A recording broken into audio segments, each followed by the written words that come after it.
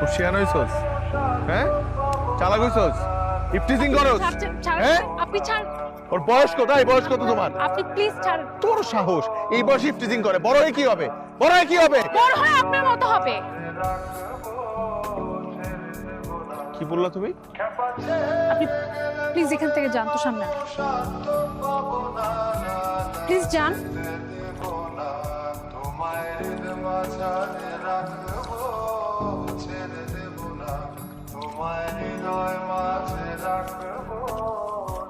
তুমি তো খুব সুন্দর শীষ বাজাও। নাম কি তোমার? নাম বলো। টগর।